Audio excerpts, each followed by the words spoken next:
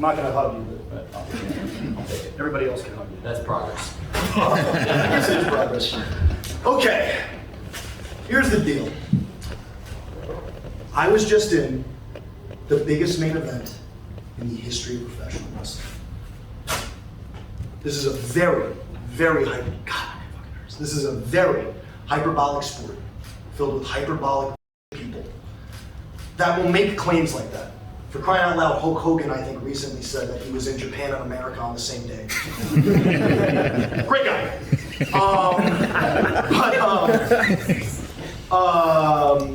I can say that earnestly and honestly to you guys. And it's not hyperbole. And the fact that I can say that feels right. We're not just an alternative. We are a gang of misfit toys, of guys that should have been, never was, guys that should never be in the position that we're in today. And yeah, sometimes we don't get along. Newsflash, I'm sure you got people at work you want to get head right in the mouth. But the fact of the matter is, yeah, we are misfits. But guess what? We come together and we put on the best professional wrestling shows this world has ever seen. And I put my name on that. You want to know why I put my name on that? Because I'm ready to step up. I'm ready to be the face of this company. I'm ready to be the face of the mayhem, of the misfits, as long as the pony's up to money. But that is neither here nor there. That is neither here nor there. I am so proud of not only me, because duh, that was like a sickening event, and I'm awesome, and I won. But I am proud of every single ditzy, weirdo, nut job motherfucker in that locker room, because, like I said, we might not get along, we might not be picture perfect and squeaky clean, but we put on shows of a lifetime, and I couldn't be prouder to be a leader of that. So that's all I wanted to say off the rip. Is that questions for the champ? Yes, sir. Bald man. No, I just pointed at that guy. You go second. Hand him a mic. What do you think, you run this place? Thank you. Luke Owen, Wrestle. Yeah. Yeah, great main event. Congratulations. I know, I was in. Can we clap again? Like one more time. It was that. Do you love your mother? That's a loaded question. I think she's kind of a bitch, and she's always constantly, no offense, Mom, she's in the mood. She's always constantly trying to draw attention to herself. And frankly, if there's one thing about me, is I'm a super humble guy. I never try to make it all about me. So I don't know where the that is, because I didn't get that. I didn't get that at all. I mean, I think we can all agree I'm humble, right? I'm like the most humble guy in the world. So I don't understand her at all. The apple fell very far away from the tree, and I just wish she would stop making it about herself all the time, because I would never do that. By the way, World Champion main event, won tonight with my best friend. No big deal. Next question. Jamal Lyons here. Now you can go. Appreciate the time. Yeah. Since 2018, the first All In to go into main event and selling out Wembley Stadium, arguably being the best wrestler in the world, the biggest name in professional wrestling. Just if you could go back and talk to 2018 MJF and say, look, you're going to be in the main event at Wembley Stadium, AEW's first show in the UK, what would 2018 MJF say? He'd spit on me and call me a lark and say, duh. But, he would walk away with a big smile on his face. Michael Martin from Lucha Online. Tony, like you just mentioned, you really want to come to the UK.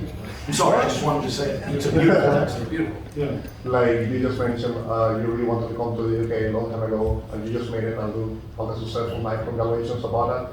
But as a Latino, I want to ask you if we will have a pretty life event in Mexico or Puerto Rico. I'm just going to say this right now. I want to go to Aztec Stadium and show. It's not up to me. It's not up to me.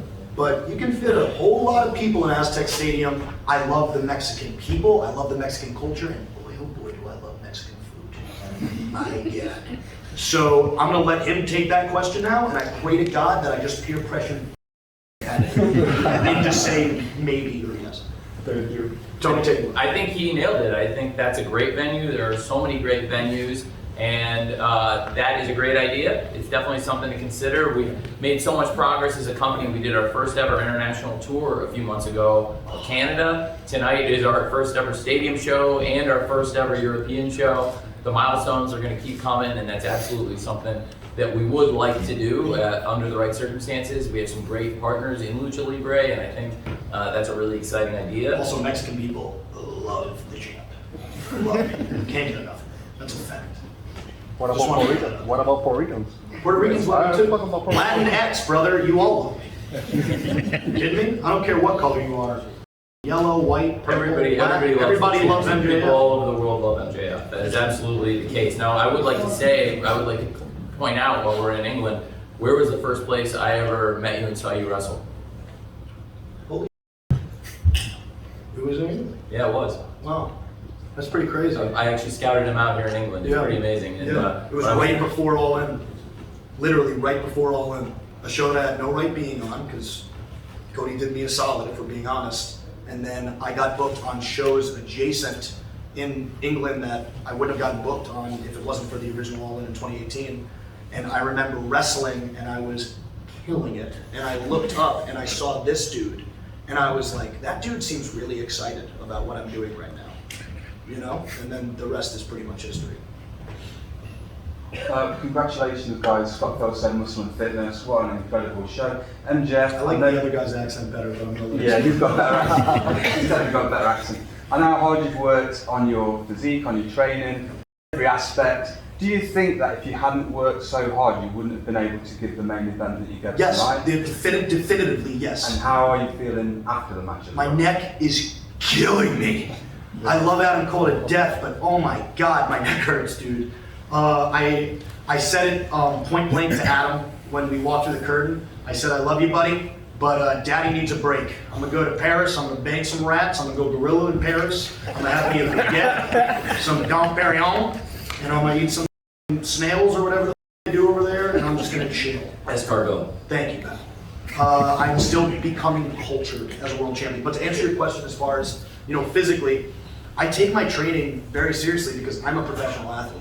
I find that there are a lot of professional wrestlers that don't understand how important it is. You cannot outwork me. Nobody on the planet can outwork me, can outrun me, not Bryan Danielson, not nobody. Not nobody in that ring. Adam Cole got tired in there wrestling Daddy, because everybody does. I'm a freaking machine. Speaking of your partner, Yeah. speaking of the co-holder of the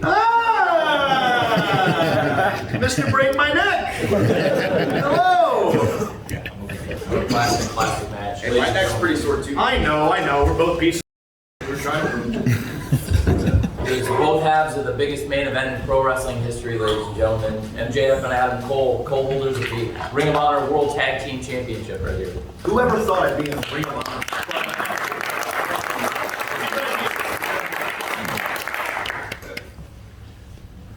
Questions? When you guys were approached about having two matches, opening and closing the show, what goes through your mind? I vomited in my mouth. I'll let Cole take it. It's a combination of a couple of things. First of all, again, being involved in a show like All In and it being such a large event, of course you're like, this is incredible to be in the opening of the show and the closing of the show. But then naturally, as an entertainer, as a wrestler, there is that fear of like, oh, are they going to be as invested in the main event as they are in the beginning? Are they going to see too much of us? But both of us, and really everybody, was really confident that the crowd was going to be with us, considering how much they've been invested in me and Max. So I'm glad that we did it, but there was a little bit of reservation and fear. But now looking back on it, it's like, man, I wouldn't have changed anything. We were stupid over. Oh, duh, what are you, nuts? And also, we were dummy over. Let me tell you something. There was one take I heard online. Oh, but what if it ruined their pop later? Bro, it's better than you, baby. This is the hottest thing in professional wrestling. It was louder the second time we came out. So, don't worry about my pops, okay? I'm MJF, that's Adam Cole. You don't gotta worry about us pop. So, all right. To Adam, it's Steve Hogan from the BBC. Spoke to you a couple of months back. Yeah, what's up, man? Yeah, good. Spoke to you after tonight, watching that. Just wondered that this time 12 months ago you weren't allowed to wrestle, you weren't able to wrestle. So fast forward a year on, has it actually something that you've kicked off and main evented the biggest pro wrestling show in history? Yes and no. I've said this before, but the older I get, the more I try to sit back and reflect on moments like this. Because like early on in my career, I was so obsessed with the next thing and go and make the next step and progress even further. To where sometimes I wasn't able to kind of sit back and smell the roses in a lot of ways. But specifically from aging and getting older, and then on top of that, like you had mentioned, 12 months ago, there was legitimate fear that I was maybe never going to get to wrestle again. So at one point, I was just excited at the idea of being able to come out and like cut a promo or do an interview or maybe have a couple of matches. So to fast forward and then be in this main event with MJF for the AEW World Championship in like this record-breaking crowd, it's unbelievable. I will never ever forget this night. I've never taken pro wrestling for granted. It's always something I've loved and cherished, but there's this deep-rooted feeling of satisfaction that I have right now of being able to have done that. And I will never, ever forget this night. I think it's the happiest I've ever been, like after. If I can just speak as his friend, watching you come back from what you came back from, there are a lot of people that would have just quit. And I respect you immensely, not just as a friend, not just as a man, but as a professional wrestler. There are so many people that would have just been like, well, no, I'm done. And you didn't. And now look what you did. He came back purely for the love of the game. This man was not, I think it's fair to say this wasn't money motivated or greed motivated, because if you don't mind me saying, I think it's fair to say I would have paid you every time, even if you never stepped in the ring again. And that's what I told you. I wanted you to feel no pressure to step into this ring and put your safety at stake. And I wanted you to know you were getting every time in that contract. I'm sorry. And you came back because you love pro wrestling and you wanted to be here. And that's what makes this so special. Thank you. Thank you, Tony. And that's what makes him special. He's a great professional wrestler. Thanks. All right. Who's up next? Hi, Xenia from Zenit. Congratulations on the absolutely spectacular main event. MJF, tonight the crowd was probably the most behind you and rooting for you the most than ever in your career before. Was that a goal for you coming into Wembley? Was the positive crowd reaction something that you were looking for? It's never been a goal for me to get people to like me in my life. I'm starting to freaking dig it though. I mean, I'm being honest. Listen, you were in there with me. I was getting, downstairs was getting a little, they were chanting my name loud. It was awesome. And I'm falling in love with it more than more. Look, like I said, I'm not perfect. I'm a scumbag, but I'm ready to be everybody's scumbag. I'm ready to be your scumbag, and I'm digging it, man. I'm having fun, and God, does it feel great to be over it. I love it. I love being the most over MF in wrestling. It's the best.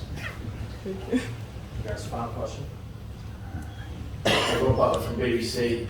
Thanks for tonight. It was cracking. I know the fans loved it. I just want to get both of your takes on it. Max first, and then Adam. What was your preconceptions of Wembley Stadium? Because Tony's talked about his love of the place and how he always wanted to get a wrestling show here. Obviously, it's got massive history in English sport. What were your preconceptions of this stadium? Preconceptions, definitely. I was nervous that when you people would chant, because you guys don't go to the dentist, the stench would be immense. But outside of that, that was really my main concern.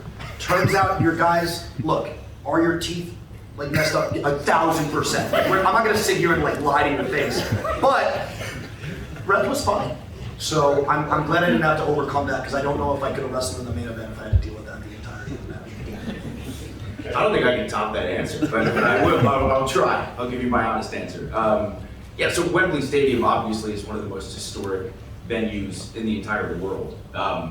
And never in a million years did I even think of the possibility of getting to wrestle in Wembley. Not only wrestle in Wembley, but like a packed house at Wembley Stadium. So again, when I think of special wrestling moments that I've had, this one's got to be at the top of the list. Just based on how historic the venue is, how awesome the crowd was, and just again thinking that, I can't imagine ever having a match at Wembley Stadium, and here we are. So unreal. Before I let these guys go, just a couple thoughts. What's the biggest crowd you've ever wrestled in front of in England before? Oh my God, maybe 1,000, tops 2,000 people. Tops. Was that NXT or ROH or what was it? That was NXT. They had a Blackpool event that was pretty packed, but yeah, nowhere even close. A couple thousand. The biggest place in England I'd ever seen you wrestle was York Hall in front of maybe 1,000 people. What was that place? Oh, The fantastic. really small one, isn't it? The really small place. I wrestled What Kip Sabian. I don't even remember what company that was. I don't have an effing clue. There were maybe 100 people there. If that. Resistance something? You're real sick about that. I don't think you're sick. But stop it! Don't fight around. I just want to take one more question just to pop myself from somebody that I go a ways back with. Is that Tits McGee from Whore Island? Okay. Hi. 2018 All In. Yeah. Yes. Okay. I heard you still have a season pass to War Island, so. Well, you know the deal. You know. Head and shoulders on mats, banging rats. You know. I met you. You told me that you'd be the biggest thing in professional wrestling, and here you are after 2 wins at Wembley Stadium, AEW's All In. So if you could go back and talk to young Maxwell, who put in the hours, the 90,000 miles, driving from city to city on the indies, the person that was bullied, dealt with the trolls, the neckbeards, all of it, what's the one thing you want to tell yourself? Wow. I would tell him, keep on chugging, keep on believing in yourself. And I know you think that everybody out there is evil, but there's going to be a dude that you meet that proves to you that's not the case. That's what I would say. Thanks, everybody.